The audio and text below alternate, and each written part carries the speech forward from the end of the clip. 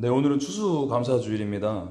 오늘 본문을 통해 오늘을 어떻게 우리가 지내야 될 것인지 깊은 깨달음과 또한 실천에 그러한 감사가 있어지는 오늘 되어지시기를 간절히 소망합니다. 오늘 본문의 말씀은 이 초막절에 대한 말씀입니다.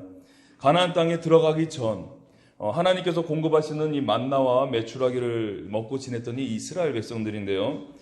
이들은 이제 자신들에게 허락된 이 언약의 땅에 들어가서 소출을 거두고 그 소출로 하나님께 감사의 이제 그 시기들을 지냈던 바로 그것이 이 초막절입니다.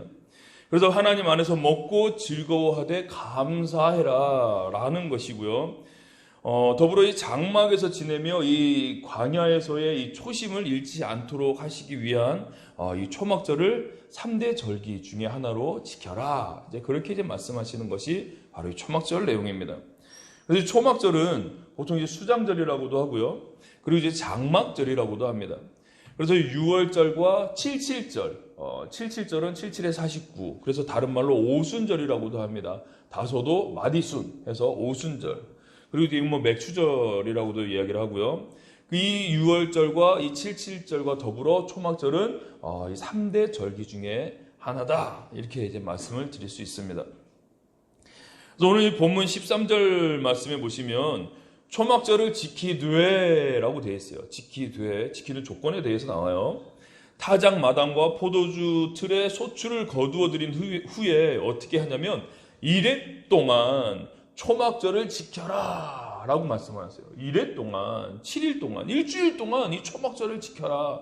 니네 일하지 말고 그냥 하나님 안에서 이 초막 가운데 장막 가운데 거하며 하나님 안에서 즐거워해라. 이렇게 말씀을 하십니다. 그래서 한 해 동안 얻게 되어진 이 소출을 먹으면서 그동안 내가 참 수고했구나. 내가 올 한 해 정말 고생 많았구나. 이러한 보상도 하나님께 또 은혜도 받으면서 그 즐거움과 감사를 하나님께 올려라. 이것이 바로 초막절에 대한 내용이라는 것이죠. 더불어 장막 가운데 거하며 너희들이 광야에서 지냈던 그 시기들, 너희가 이 장막을 치고 지냈던 그 광야에서의 시기들을 잊지 말아라. 지금 너희들이 거둔 것, 그거 네 것이 아니야. 그 누구의 은혜다? 내 은혜다. 궁극적으로 내 것이다. 너희들에게 베풀어준 나의 것에 대하여 감사하고 즐거워해라. 이것이 바로 이 초막절의 본 의미다라고 말씀을 드리고 싶습니다. 자, 그러면서 이 14절 가운데 이렇게 말씀을 하시죠. 이 절기를 지킬 때에는 너희 혼자만 먹고 혼자만 즐거워해라. 너의 소득이 많느냐? 그럼 너 혼자 즐겨라. 이렇게 말씀하지 않으셨어요. 자녀와 노비와 성중에 거하는 레위인과 객과 고아와 과부와 함께 즐거워해라. 며칠 동안, 이래 동안 이렇게 말씀을 하십니다. 노동을 하는 사람은 그 노동의 대가로 소득을 얻고 그 얻게 된 소득으로 개개인의 차이가 분명히 있을 수 있지만 먹고 생활할 수 있습니다. 노동력이 있는 사람에 대한 이야기죠. 그래서 소득이 있게 되어질 때에는 먹고 지낼 수 있습니다. 그러나 이 어린 자녀들은 이 부모의 공급 없이는 어떠한 소출도 얻을 수 없는 대상들이 우리 어린 자녀들이라는 것이죠. 그래서 어린 자녀들과 특히 레위인 같은 경우는 하나님의 제사를 전담하면서 이 땅의 배분도 받지 못했어요. 하나님께서 너희는 그냥 제사만 나에게 담당해라. 내가 너 먹고 살도록 내가 공급하마. 넌 땅 배분 받지 마. 라고 땅도 배분 받지 못했어요. 그래서 어떠한 노동도 하지 못했어요. 그래서 이 레위 족속은 재물 중에 일부만 취하며 먹을 수 있도록 그렇게 하나님께서 방편을 마련해 주셨기 때문에 레위인들은 항상 풍족함이 없었다. 이렇게 좀 말씀을 드리고 싶습니다. 그렇기 때문에 이 공급의 손길이 없이는 레위인조차도 먹거리가 제대로 해결되어지기 쉽지 않은 그러한 어떤 사회적 계층이었다는 것이죠. 특히나 객과 이제 그 손님들을 이야기합니다. 이방인들을 이야기하죠. 객과 고아와 과부 역시 사회에서 이 소외 계층입니다. 요즘에는 고아, 과부 이렇게 좀 이렇게 선입견을 받고 보지는 않지만 그래도 좀 많이 이렇게 좀 세대적으로 많이 좀 완화가 됐지만 이때 당시에 이 사회적 문화에서 고아나 과부에게 야 너희들 일로 와서 일 좀 해. 너희들 내가 일하면 내가 그 대가를 줄게. 이러한 사회적 분위기가 아니었어요. 고아나 과부들은 일을 할 수 없는 그런 사회적 계층이었기 때문에 상대적으로 먹고 자고 살아가는 이 기본적인 것이 해결이 안 되는 그런 소외 계층이었어요. 그렇기 때문에 누군가의 돌봄 없이는 그들은 굶기가 일쑤였고 누군가의 도움이 절실히 필요한 그 이웃의 계층이 바로 이 고아와 과부 계층이었다. 이렇게 말씀을 드릴 수 있습니다. 그렇기에 이런 절기에는 누구 하나 굶지 않도록 누구 하나 소외되어지지 아니하도록 함께 장막에 거하며 한 주 동안 너희들이 먹고 즐거워해라. 이것이 바로 하나님의 뜻이었다는 것이지. 너만 즐거워해, 너만 기뻐해가 아니라 네 주변에 있는 먹지 못하고 정말 굶주렸던 그 이웃들과 함께 즐거워해라. 그런 말씀인 것이죠. 그래서 지금 이 앞에도 이렇게 좀 되게 풍성하게 이렇게 지금 꾸며져 있어요. 제가 어릴 때만 해도 이렇게 교회 갈 때 이 추수감사주일에는 손에 이렇게 뭐 버스 타신 분들도 그랬어요. 막 배추도 가져가시고 막 토마토가 있죠. 사과, 뭐 배 이거를 조금 한두 개씩 이렇게 가지고 갔었어요. 그래서 뭐 어느 분은 쌀을 갖고 와서 쌀 20kg 올려놓으시고 어떤 분은 뭐 귤 2개 갖고 오시고 어떤 분은 감 하나 갖고 와서 이렇게 성도들이 정성껏 모아서 이렇게 데코레이션을 했었던 저희 어렸을 때 이제 신앙생활은 그랬었죠. 근데 요즘에는 이제 개인적으로 추수감사에 대한 감사 헌금을 하고 이렇게 이제 그 실물, 이 현물들을 갖고 오지 않는 추세들이 되기는 했어요. 뭐 이렇게 좀 번거로울 수도 있고 좀 이제 그래서 이렇게 하지는 않는 그런 좀 추세이긴 한데요. 하지만 우리가 이런 걸 왜 하느냐에 대한 의미는 분명히 좀 알아야 되지 않을까 싶습니다. 왜 그렇게들 해왔었을까? 자, 이렇게 이제 강단에 이렇게 그 장식을 했었던 하나님께 하나님 한 해 동안 우리에게 주신 이 소출을 대변하는 이 감사의 예물로 올립니다라는 이 현물을 예배가 끝나면 이웃들과 함께 나눠 먹었어요.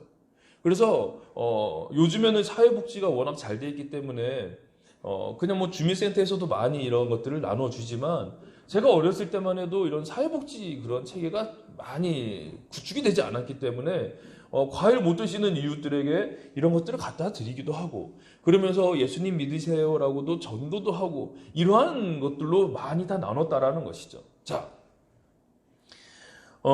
그래서 제가 아는 목사님 중에 한 분은 일체 과일, 채소, 뭐 배추 이런 거 갖고 오지 못하게 하시는 분이 계세요. 딱 한 가지 종류만 갖고 와라. 뭐냐면 쌀만 갖고 와라. 이렇게 말씀하세요. 작년에도 10kg, 20kg 그 두 종류의 포대로 10kg 이하는 또 안 받으시더라고요. 10kg, 20kg 이렇게 해서 작년 한 해 추수감사주일 때 약 1톤의 쌀을 이웃들에게 나누어 주셨던. 그래서 쌀을 그렇게 이제 현물로 나누어 주시더라고요. 자, 그래서 우리가 이 한 해 가운데 알뜰하게 살림 잘하고 이렇게 큰 수확을 거둔 오늘 상처도 없고 보기도 좋고 아주 최상품의 과일이나 이 수확물을 하나님께 드리며 우리가 감사를 올리고 이러한 수확물을 가지고 이웃들에게 나누어 주었던 그래서 오늘 이 본문 말씀에 대한 실천적 행위로 이웃들과 함께 오늘을 즐거워하며 감사하는 그러한 숨은 의미가 있는 것이다. 우리가 이런 의미는 좀 아셔야 되지 않을까 싶습니다. 아멘이시죠? 그래서 그냥 뭐 추수감사주일이라 이렇게 뭐 꽃꽂이와 더불어 그냥 하루의 어떤 뭐 이제 장식이다 이런 의미가 아니라 원래는 이웃과 함께 나누기 위한 것이었다. 레위인과 객과 고아와 과부, 사회의 소외 계층도 그들에게도 함께 이 즐거움을 나누기 위한 목적이었다라는 것이죠.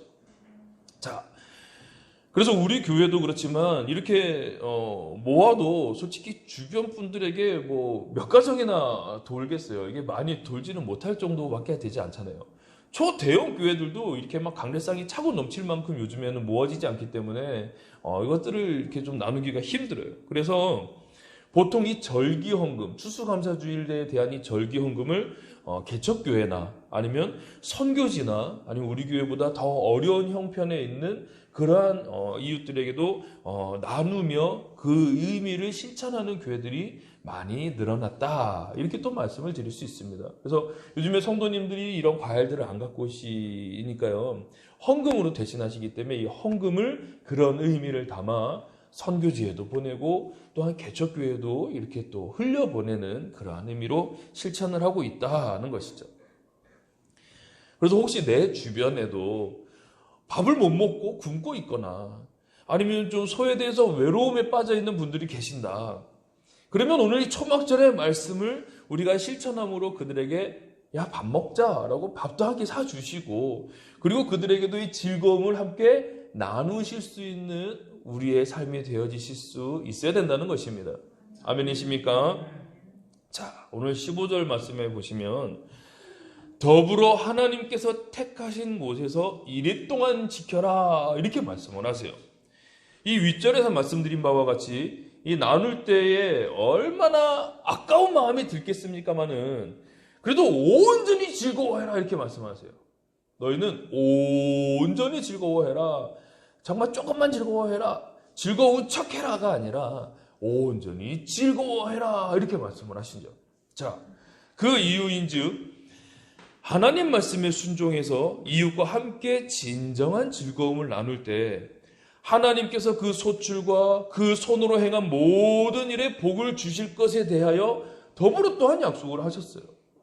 야, 밥을 굶고 있는 저 이웃에게 네가 밥을 샀다? 그러면 그거 내가 보상해 줄게. 그 일 가운데 내가 복을 내려줄게. 네가 더 많은 자들에게 베풀 수 있도록 더 많은 자들과 함께 즐거워할 수 있도록 내가 너의 손과 그 이 모든 일들에 내가 복의 복을 더해줄게 라고 또한 언약의 말씀을 하셨어요.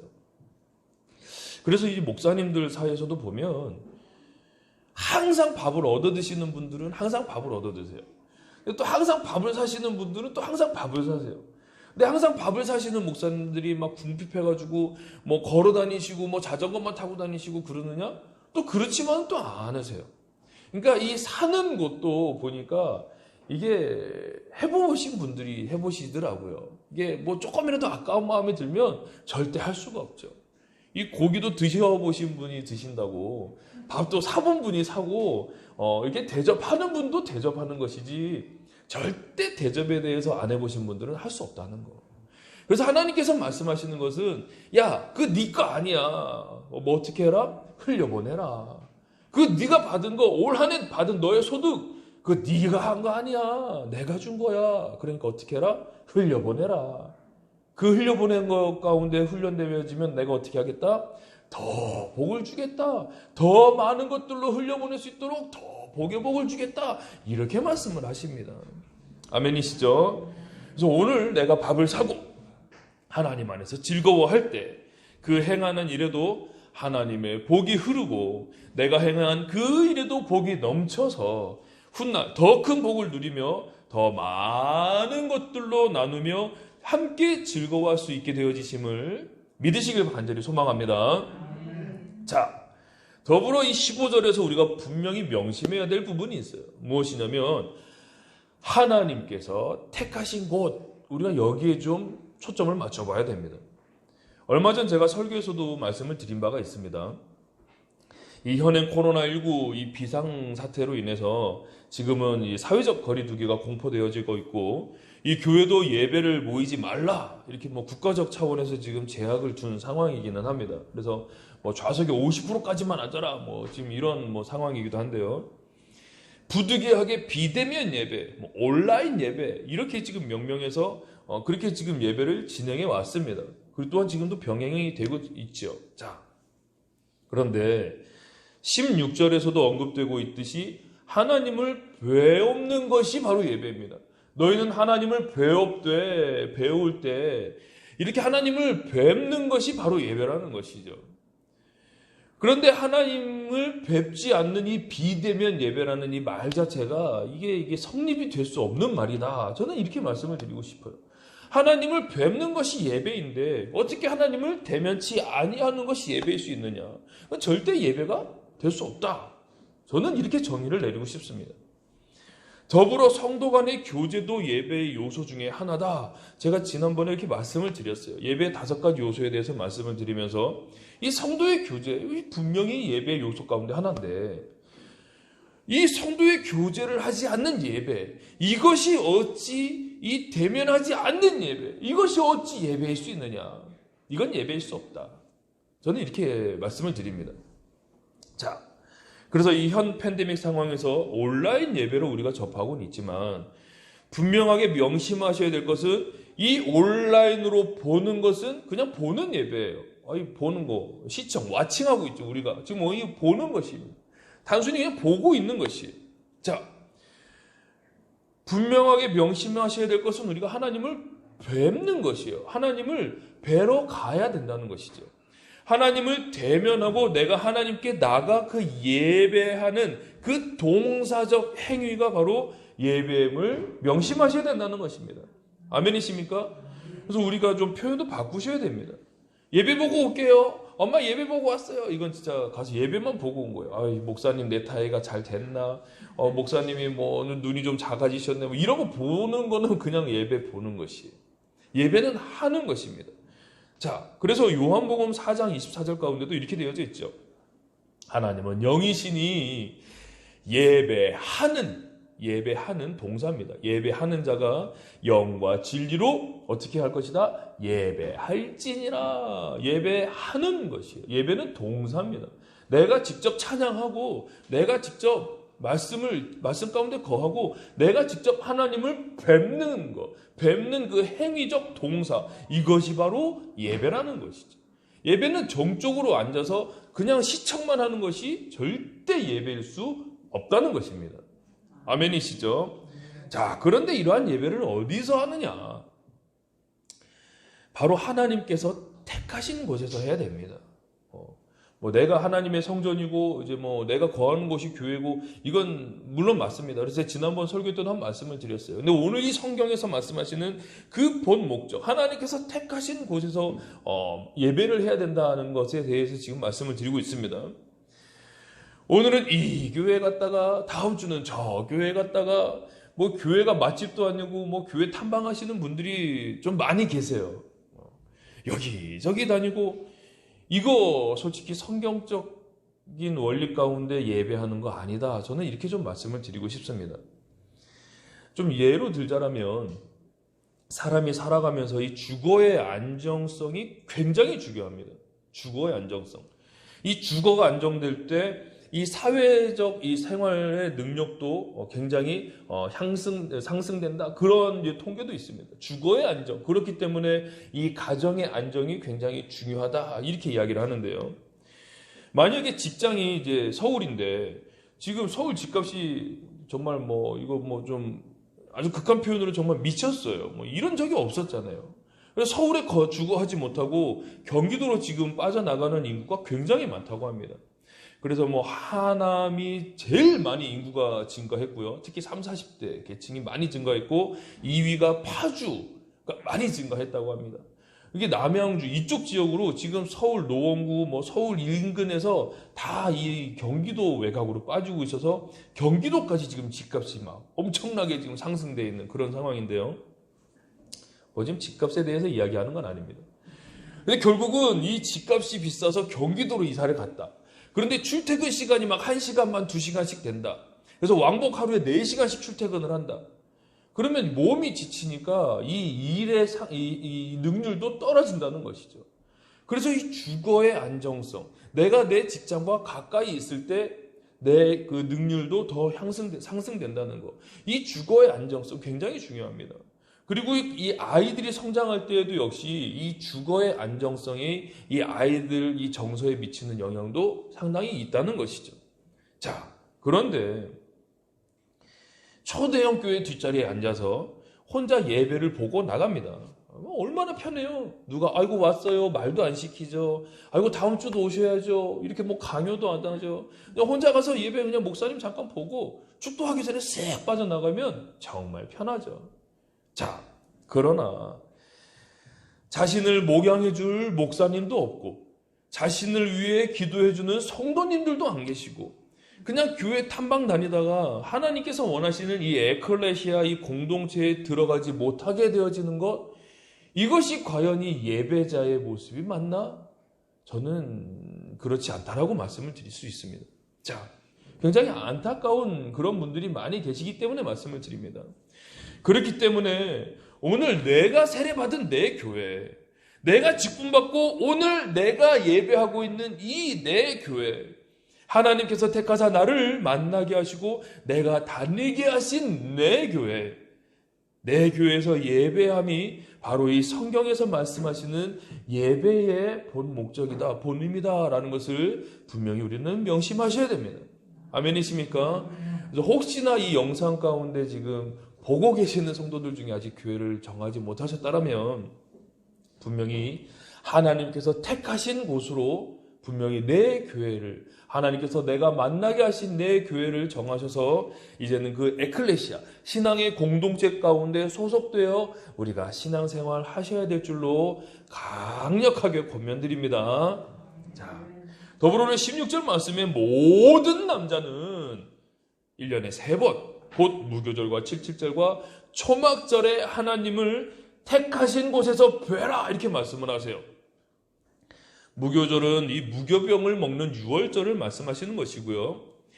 유월절로부터 77이 지나 그래서 다소도 아까도 말씀드렸죠. 그래서 77절, 오순절 이렇게도 이제 말씀을 하고 있는 이 절기에 대해서도 지키고, 더불어 지금 함께 살펴보고 있는 이 이래 동안 장막을 치고 지내는 이 초막절에 대해서도 이렇게 지켜라라고 말씀을 하시는데, 모든 남자는 이렇게 말씀을 하세요.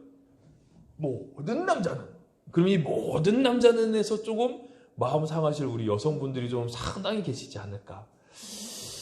제가 이런 불만을 좀 들은 적이 있어요. 실질적으로요. 아니 왜 다 남자만 언급하세요? 왜 여자는 언급하지 않으셨어요? 이런 질문을 들은 적이 있거든요. 자, 이런 질문을 보면서 왜 하나님은 모든 남자만 말씀하셨나? 그러면 이 여자는 절기를 지키지 말라는 하나님의 말씀이신가? 이렇게 또 좀 우리가 생각해 볼 수 있는 부분이지 않을까 싶어요. 자, 그런데 이 부분이 어떻게 우리가 좀 받아들여야 될 것인가?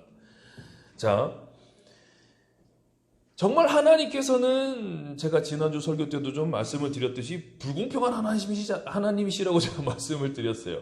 궁금하시면 지난주 설교를 좀 들어보셔도 됩니다.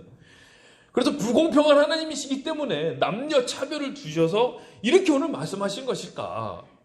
결론적으로 말씀을 드리자면 남녀 차별이 맞습니다. 저는 그렇게 말씀드리고 싶어요. 남녀 차별이 맞아요.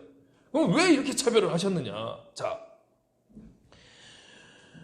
오늘 이 본문 가운데 모든 남자는 이라고 하셨지만, 그렇기 때문에 모든 여성은 절기를 지키지 말아라 이런 의미로 받아들여서는 안 된다는 것이에요.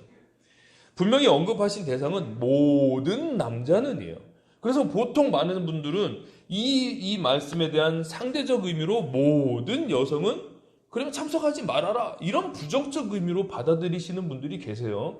이거는 곡해되어진 부분이다. 저는 이렇게 말씀드리고 싶습니다. 자, 왜 그러느냐? 바로 위에 14절만 보셔도 이 절기를 지킬 때 고아와 과부와 함께 즐거워하라고 말씀하셨어요. 자, 그렇다면 이 과부는 남자인가요? 과부는 남자가 아니에요. 여성이에요. 자, 이 여성인데도 불구하고 이 고아와 과부를 언급하셨기 때문에, 그러면 초막절은 아주 특수계층, 과부만, 여성들 중에서 과부만 드려라 이런 의미일까요? 그럼 이 초막절을 지키기 위해서는 다 과부가 되셔야 되느냐? 그런 것이 아니라는 것이죠. 모든 남자는 이 품고 있는 이 뜻으로 모든 여자는 지키지 말아라 이렇게 부정적 의미로 받아들일 것이 아니라, 여성은, 이게 이제 결론입니다. 여성은 자발적으로 선택권을 주겠으니 여성 편의대로 해라 이렇게 하나님께서 배려하신 남녀 차별의 그러한 말씀이라고 저는 말씀드리고 싶어요. 왜 그러느냐? 좀 이제 설득력이 좀 약한 것 같아요. 좀 공감들을 안 하시고 계시는데, 누가복음 2장에 보시면 예수님의 12살, 아주 유일하게 이 사건이 나온 12살 이 유소년 딱 한 번의 사건이 나옵니다. 누가복음 2장에 나옵니다. 자, 그런데 이 어떤 사건이 있느냐? 6월절을 맞이하여 모든 사람들이 이제 예루살렘으로 모입니다. 남자들이 이제 다 예루살렘에 모입니다. 자, 그런데 그 절기의 관례를 마치고 돌아갈 때에 예수님은 예루살렘에 머물렀고, 이렇게 지금 본문이 이제 진행이 돼요. 누가복음 2장 가운데요. 그 부모는 이를 알지 못하고 하룻길을 가고 나서야 예수님이 없는 것을 알게 됩니다. 여기에서 그 아버지는 이라고 되어지지 않아 있어요. 그 부모는 이라고 되어 있어요. 아버지와 어머니를 같이 언급하고 있어요. 그렇다면 이 6월절 절기를 지키기 위해 예루살렘으로 예수님의 어머니도 같이 갔다. 그래서 같이 절기를 지켰다. 왜냐? 모든 관례를 마치고 돌아가는 길이었거든요. 그러니까 이 6월절 절기를 예수님 어머니도 지켰다. 이걸 기본적으로 알 수 있습니다. 자, 그런데 왜 이 그 부모는 예수님이 따라오지 않았음을 하룻길을 가고 나서야 알았을까? 이것도 우리가 또 한 번쯤 왜 그러지? 라고 좀 한번 생각해 볼 문제예요. 남자가 13세부터는 6월절 절기에 동참할 의무가 생깁니다. 우리 대한민국 모든 남자는 국방의 의무를 감당해야 될 의무가 있지 않습니까? 의무. 해도 되고 안 해도 되고가 아니라 꼭 반드시 해야만 되는 것. 모든 남자는 여기에 해당하는 남자의 연령이 13세였었어요. 그렇기 때문에 예수님이 12세 때는 아직은 의무사항이 아닌 것이죠. 그래서 예수님이 지금은 12살이었기 때문에 우리가 여기에서 포커스를 잡아야 돼요. 이 무리 앞에서 남자들이 우르르르르 다 가요. 의무병들, 이 남자들이 우르르르 다 같이 진행을 합니다. 그러니까 이 아버지 생각에는 아직 우리 예수가 뭐 의무사항이 아니니까 뒤에서 엄마랑 같이 오겠지. 왜냐? 남자에 소속되어진 계층이 그 연령이 아니잖아요. 그러니까 엄마랑 같이 오겠지. 이런 생각을 했을 거라 봐요. 자, 그래서 이렇게 하룻길을 이동했고요. 이제 뒤에서 이제 여성분들이 천천히 어린아이들을 데리고 같이 절기에 참석했다 돌아오는 어머니 이제 이제 그룹은 당연히 예수님도 다 컸으니까 아빠랑 같이 앞에서 가겠지. 라고 이제 그렇게 이동의 그 그룹이 달랐기 때문에 하룻길을 가서 이 예수님을 만났던 이제 딱 부부가 다시 만났는데 당신이랑 같이 안 왔어? 난 당신이랑 온 줄 알았지. 이제 이렇게 된 상황이라는 것이죠. 그래서 하룻길을 가고 나서야 예수님이 따라오지 않음을 알게 되었고, 다시 결국 그들은 예루살렘으로 돌아가 사흘 만에 예수님을 다시 만나게 되어진 이 사건을 우리가 바라볼 수 있다는 것입니다. 이 사건만 보더라도 절기 동참에 대해 모든 남자는 의무로 말씀을 하셨지만 이 여성들에게 혹은 이 아이들에게는 의무이기보다 선택적 권장으로 하나님께서 그러한 의미로 부여하셨다는 것으로 우리가 받아들이셔야 된다는 것입니다. 아멘이십니까? 자, 하나님의 천지 창조 이 섭리에 따라서 우리 여성분들이 이제 생육하고 번성하기 위해 한 달에 한 번씩 좀 몸이 굉장히 힘든 시기가 있습니다. 그때는 좀 면역력도 떨어지고 체력도 굉장히 약해지고 좀 이렇게 좀 푹 쉬셔야 되는 그런 좀 있죠.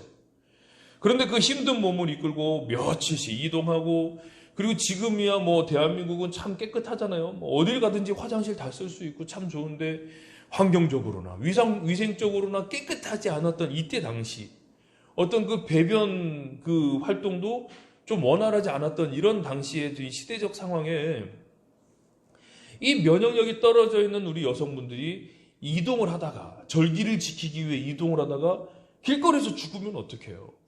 그러니까 하나님께서 이 여성분들을 배려하심으로 모든 남자는 이라고 이렇게 언급하셨다. 이런 의미로 받아들이셔야 됩니다. 아멘이시죠? 그러니까 여성분들도 자발적으로 예배를 참석했어요. 왜냐? 하지 말라 해도 우리 여성분들 오늘 교회를 보세요. 여성분들은 자발적으로 우리 신앙생활 잘 하시는데 남성분들은 좀 나오시죠. 이제 좀 술 좀 끊으시죠. 좀 담배 좀 이제 그만하시죠. 라고 계속 얘기를 해도 말을 안 들으시잖아요. 그러니까 하나님이 의무사항으로 남자는 이라고 제한을 해두신 거다. 이런 의미로 받아들이셔야 됩니다. 아멘이시죠? 저는 이 하나님의 마음이 100분 이해가 돼요. 저에게는 아들도 있고 딸도 있고 아들만 있고 딸만, 아들, 딸 하나씩 있습니다. 아들에게는 그물을 던져 물고기를 잡아서 아주 맛있게 구워가지고 이 구워진 생선을 뼈를 이렇게 발라라 라고 발골 과정까지 다 상세하게 알려주고 싶은 그러한 사랑의 마음이 있어요. 그래서 치킨을 먹을 때도 제 아들에게 뼈를 이렇게 발라야 돼 라고 발골의 모습을 직접 보여주니까 얼마나 요즘 뼈를 잘 바르는지 몰라요. 굉장히 뿌듯합니다. 이러한 사랑의 마음이 있어요. 근데 딸에 대해서는 제가 직접 나가서 물고기를 잡아다가 맛있게 구워가지고 뼈를 싹 발라서 그냥 살짝만 올려주고 싶은 그런 사랑의 마음이 있어요. 아들과 딸에 대한 사랑의 차이가 있느냐? 사랑의 차이는 없지만 그 방법적인 차이는 분명히 있다는 것이죠. 그래서 제가 부교육자 생활할 때도 남학생들이 불만이 많았어요. 전도사님은 왜 여학생만 더 좋아하세요? 이런 이야기들을 했거든요. 근데 더 좋아하고 안 좋아하고의 문제가 아니에요. 그 방법적 차이는 분명히 있다는 것이죠. 자, 아들과 딸 둘 다 소중하고 정말 사랑합니다.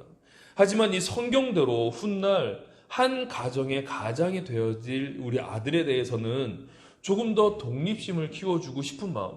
그래서 성경의 원리대로 그가 독립할 수 있도록 그렇게 잘 성장시키고 싶은 마음이 있기 때문에 그 방법을 알려주고 싶은 것이고, 딸에 대해서는 결혼해서 삼겹살 맨날 굽고 생선뼈 발라다가 남편한테 주는 게 아니라 남편이 삼겹살 구워다 주면 그거 맛있게 먹고, 남편이 이렇게 생선 살살 발라주면 살점 맛있게 먹고 살게 하고 싶은 마음이 있기 때문에 그렇게 이제 한다는 것이죠. 사랑의 차이가 있어서가 아니라 방법적인 차이로 그렇게 이야기한다라는 것입니다. 자, 그래서 뭐 아들을 더 사랑하냐 딸을 더 사랑하냐 이렇게 물으신다면 이 결코 저울질할 수 없다. 저는 이렇게 말씀을 드리고 싶습니다. 왜냐? 세상에 유일한 저의 아들이고 세상에 유일한 저의 딸이기 때문에 이 사랑의 차이는 결코 비교할 수 없다. 하지만 이 방법적인 차이는 분명히 둘 수밖에 없다. 이렇게 말씀을 드리죠. 그래서 오늘 하나님께서도 이러한 마음으로 조금 더 이 근력이 강한 남자들에 대해서, 조금 더 말 듣지 않는 이 남자들에 대해서는 모든 남자는 이라고 의무사항으로 말씀하신 것이고, 조금 더 배려를 받아야 되고 조금 환경적으로 면역력이 떨어진 여성들에 대해서는 그냥 선택적, 너의 상황이 된다 하면 이라는 권장사항으로 그렇게 하나님이 말씀하신 것이다. 이렇게 또 말씀을 드리고 싶습니다. 아멘이시죠? 그래서 우리 여성분들은 절기에 동참하지 말아라 라고 말씀하셨다고 오해하지 마시고, 하나님께서 아들보다 나를 조금 더 배려해 주신 편애구나 라는 이러한 좀 자부심을 가지고 더 큰 기쁨과 감사를 올리실 수 있기를 간절히 소망합니다. 자, 이런 절기에서 하나님을 배울 때 빈손으로 배웁지 말고 공수로 하나님을 뵙지 말고 각 사람이 하나님께서 주신 복을 따라 그 힘대로 드리라. 오늘 17절 가운데서 이렇게 말씀을 하세요. 하나님께서 가난하시고 막 궁핍하시고 막 불쌍하시기 때문에 야, 나 좀 도와줘. 이런 의미로 하나님을 뵐 때 공수, 빈손으로 나오지 말라. 이렇게 말씀하셨을까요? 보통 한 나라의 임금을 만날 때 빈손으로 가지 않습니다. 온갖 보석과 비단과 뭐 그냥 값어치 나가는 것들을 싹 사다가 그 나라 임금에게 바치죠. 그러면 그 왕이 가난해서 그러한 재물들을 바쳤던 것일까요? 결코 그것이 아닙니다. 그 왕의 권세를 인정하고 왕이 왕임을 고백하는, 내가 당신보다 더 낮은 자입니다. 이러한 순종적 의미가 바로 예물에 포함되어져서 올려드리는 것이죠. 왕이 가난해서 이런 예물을 상납받았겠냐는 것이에요. 절대 아니라는 것입니다. 그래서 하나님을 배울 때 빈손으로 하나님을 배웁지 말고 각 사람이 하나님께 받은 복의 양이 다 다릅니다. 다 다르기 때문에 그 복을 따라 힘을 다하여 하나님께 드리라 이렇게 말씀하신 것이에요. 어떤 사람은 수백억 자산이 있을 수도 있고, 어떤 사람은 정말 많지 않은 재산일 수 있는데 똑같이 10만 원 하지 말아라, 이런 말씀이신 것이에요. 그래서 두 렙돈을 드린 이 과부가 가장 많은 헌금을 했다라고 말씀하신 이유가 무엇이냐면, 다른 자들은 일부를 하나님께 드렸지만 저 여인은 자기가 갖고 있는 전부를 드렸다. 금액의 중요함이 아니다. 그 마음에 담긴, 그 상황에 힘을 다하여 드린 그 마음을 하나님께서 좀 더 기뻐 흠양하신 것이다. 이렇게 말씀을 드릴 수 있습니다. 재물의 복을 더 많이 받은 사람은 받은 만큼 힘을 다하여 하나님께 드리고, 재물의 복을 조금 덜 받은 사람은 그 상황에 따라 힘을 다하여 드려라. 왜냐? 그게 내 거 아닙니다라는 이 신앙적 고백에서부터 원하시는 것이에요. 하나님을 더 사랑합니다. 이 재물, 물론 내 삶에 필요하지만 이것보다 하나님을 더 사랑합니다라는 그 사랑의 의미, 정말 절대자인 하나님께 내가 올리는 이 순종적 의미로 이 예물에 대해서 말씀하시는 것입니다. 그럼 하나님, 저는 아무 소득이 없었는데요 라고 하시는 분들이 계실 수도 있어요. 아무리 소득이 없다면 길에서 꽃이라도 꺾어다가 정성스럽게 드릴 수 있는 그 마음을 중요하게 여기시는 것이에요. 왜 그러느냐? 번제물을 드릴 때에도 경제적 상황에 따라 어떤 사람은 소를 갖고 오고 어떤 사람은 양을 갖고 오기도 했고요. 뭐 염소도 갖고 왔습니다. 그런데 이렇게 정말 요즘도 큰 값이 나가는 이 소 같은 걸 갖고 올 수 있는 사람이 있는가 반면에, 경제적 상황이 여의치 않아서 1년 내에 뭐 염소 한 마리 살 수 없는 돈이 없는데 어떻게 염소를 갖고 오겠어요? 이런 사람들에게는 하나님이 무엇이라 말씀하셨냐면, 집비둘기 새끼라도 갖고 와서 네가 제사해라, 이렇게 말씀하셨어요. 네가 직접 나가서 알지 못하는 그 집비둘기 새끼라도 잡아와라. 그래서 번제를 하나님께 드려라. 이런 말씀이라는 것이죠. 아무 소득이 없었는데요 라고 해서 절대 빈손으로 나오지 말아라. 어찌됐든 너의 그 마음의 표를 힘을 다하여 해라.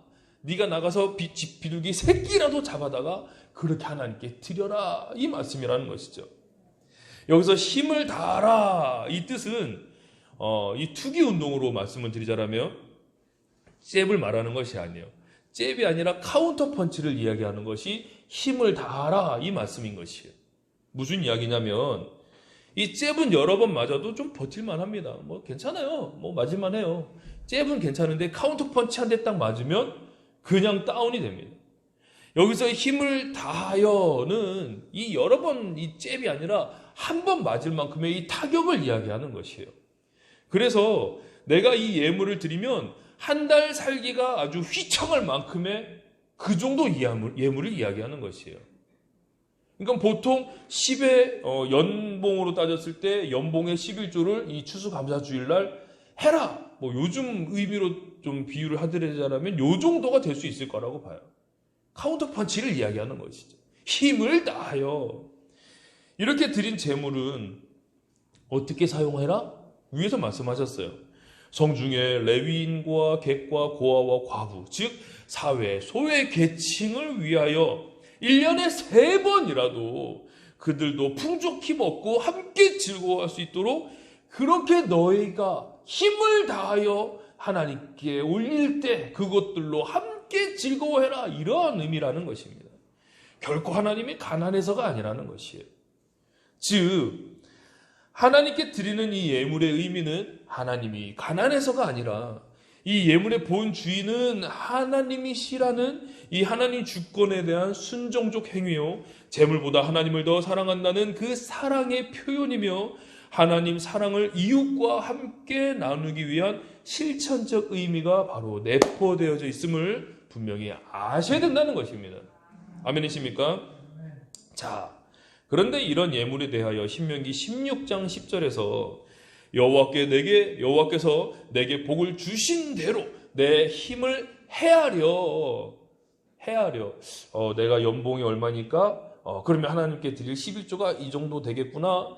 헤아려. 분명히 헤아려야 됩니다. 대충 뭐 10만 원 드리지 뭐 이거 아니에요. 이제 헤아려. 아주 구체적으로 말씀하셨어요. 헤아려 중요한 것이 자원하는 예물로 드리라 이렇게 말씀하셨어요. 그러니까 이제 목사나 교회가 결코 성도님 일로 와보세요. 성도님 연봉이 지금 얼마잖아요. 그러니까 연봉에 대해서 힘을 다하여 드리는 금액은 이 정도니까 이만큼 헌금하셔야 됩니다. 이렇게 강요할 수 없다는 것이에요. 그래서 우리 교회에서는 제가 이 뭐 절기 때 아니면 본문 가운데서 나오는 것 외에는 제가 헌금에 대해서 언급을 안 하는 이유가 바로 그것이에요. 자원하는 예물이기 때문에 누군가가 강요할 수 없는 것이에요. 그래서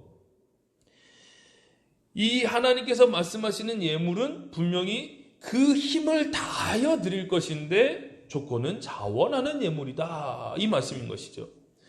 오늘 이 설교를 접하시는 많은 분들 중에서 혹시나 이 헌금의 부담에서 아직도 헤어나오지 못한 성도님들이 계시다라면 훗날 헌금을 자원하여 드릴 믿음이 생길 때까지는 일단 부담 갖지 마시고 편안하게 하나님께서 나에게 정하신 그 택하신 곳인 나의 교회에 나가서 믿음 생활 잘 하시다 보면 언젠간 내가 자원하여 드리는 하나님께 그 순종적인 그 믿음이 더 생길 때까지는 일단 부담 갖지 마시고 편안하게 신앙생활 하시라고 좀 말씀을 드리고 싶습니다. 아멘이시죠? 자, 그래서 이 예물에 대해서는 이렇게 말씀하십니다. 성경이 말씀하고 있기 때문에 제가 말씀을 드리는 것이에요. 하나님께서 그 힘을 다하여 헤아려 하나님께 빈손으로 나가지 말고 배울 때 자원하는 예물로 드려라. 강요해서 받고 싶지 않으시다라는 말씀이세요. 하나님께서 정말 나를 사랑하느냐? 그 사랑의 표현을 해라 라는 말씀이시죠. 자, 오늘 본문의 말씀은 이렇습니다. 이 말씀을 빗대어 오늘 내 삶의 모습은 어떻습니까? 코로나19로 모두가 어렵다, 힘들다, 못 살겠다. 이게 바로 지난 한 해 또한 작년에 우리 내 주변에 있었던 많은 분들의 이야기였었어요. 그런데 이 2021년도 올해를 돌아보면 그래도 내가 밥 굶지 않았고 오히려 내가 다른 분들에게 또 밥도 사고 또 섬길 수 있었었고 다들 못 살겠다 죽겠다 했는데 나는 지금 살아서 오늘까지 내가 하나님을 만나는 이 자리까지 이렇게 나와 있는 것이고 힘들고 어려운 상황이지만 나에게 소득을 주셔서 나와 내 가족이 내 직원들이 함께 먹으며 생활할 수 있는 이 은혜를 나에게 주셨다라는 이 사실을 우리는 분명히 깨달으셔야 된다는 것입니다. 아멘이십니까?